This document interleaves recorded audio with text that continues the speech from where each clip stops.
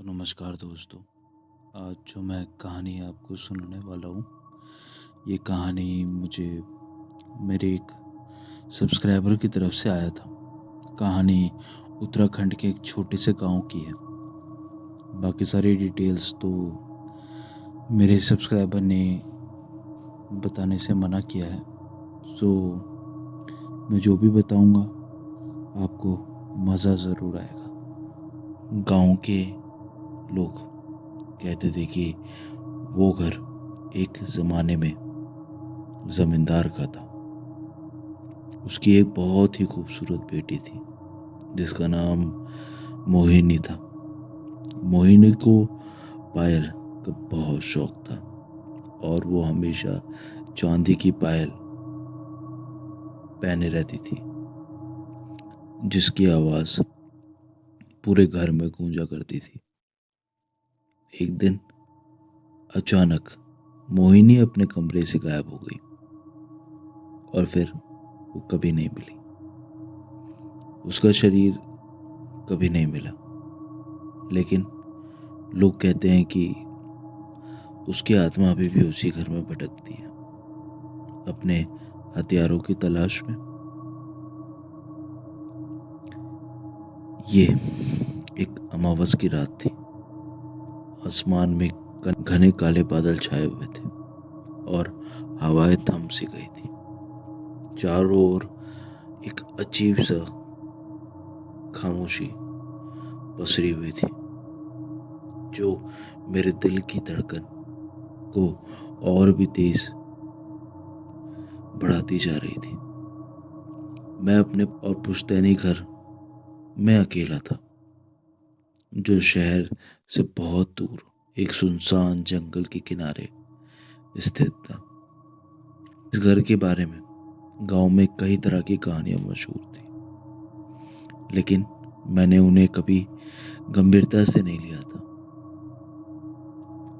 अचानक जब मैं अपने घर में था तो बिजली चली गई और पूरा घर अंधेरे से डूब गया।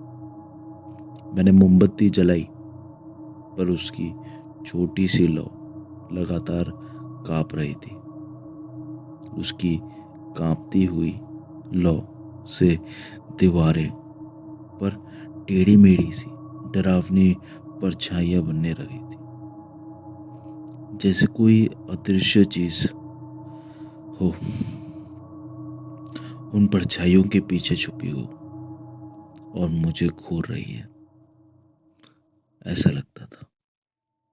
तभी ऊपर के कमरे से एक बारीक लेकिन स्पष्ट पायल की आवाज आई।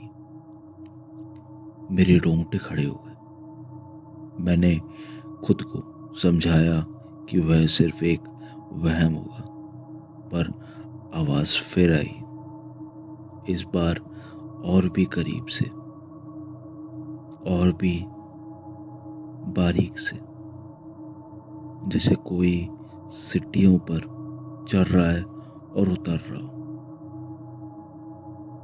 मैं अपनी जगह पर जमा रहा। मैं हिम्मत करने की पूरी कोशिश कर रहा था, पर हो नहीं पा रहा था। मैंने किसी तरह हिम्मत करके ऊपर की ओर देखा। सीढ़ियों पर एक धुंधली आकृति दिखाई दी। वह एक औरत की परछाई थी, जिसके लंबे घने काले बाल थे, जो कि बिखरे हुए उसके चेहरों पर पसरे हुए थे, जिससे कि उसका चेहरा पूरा ढका हुआ था। वह जमीन को छूते हुए एक सफेद लिबास में थी और उसकी पायल की आवाज हर कदम के साथ तीखी होती जा रही थी, जैसे कि वह करीब आ रही है।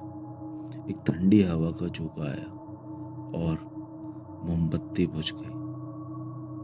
पूरा कमरा काले अंधेरे से डूब गया और सिर्फ उसकी पायल की खनखनाहट गूंज रही थी और एक ठंडी सांस की हवा मेरे कानों के पास महसूस हुई।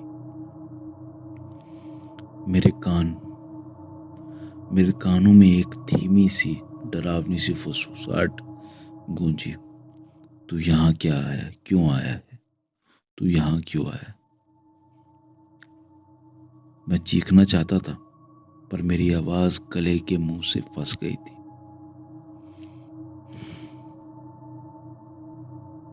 मगर मेरी आवाज गले में ही फंस गई थी। मेरे हाथ पांव बिल्कुल सुन्न हो गए थे। अचानक किसी नुकीली चीज से मेरी बाह पर मारा किसी ने। दर्द तो इतनी तेज था कि मेरी आंखों के सामने अंधेरा सा छा गया और मैं वहीं बेहोश हो गया। अगली सुबह गांव में मुझे एक कमरे के फर्श पर अगली सुबह गांव वालों ने मुझे घर के कमरे के फर्श पर बेहोश पाया। मेरे शरीर पे गहरे नीले निशान थे और मेरे होठों पर एक भयानक सी मुस्कुराहट थी। गांव के मुखिया ने बताया कि उस रात मैंने मोहिनी की आत्मा को देखा था। उसी दिन से वह घर हमेशा के लिए वीरान हो गया। कोई भी इंसान अब उस घर में नहीं रुकता। अब उस रास्ते से भी कोई नहीं गुजरता। कहते हैं कभी कभी रात के सन्नाटे में अब भी पायल की आवाज सुनाई देती है, जैसे कोई अपनी अधूरी कहानी सुना रहा हो। तो दोस्तों, कैसी लगी आपको ये कहानी? अगर आपको ये कहानी अच्छी लगी हो तो प्लीज़ मेरे चैनल को सब्सक्राइब करिएगा और बहुत पसंद आए तो एक लाइक भी कर दीजिएगा। मिलता हूँ फिर एक अच्छी कहानी के साथ, एक सच्ची डरावनी कहानियों के साथ। तब तक के लिए अलविदा लेता हूँ, फिर मिलेंगे। बाय।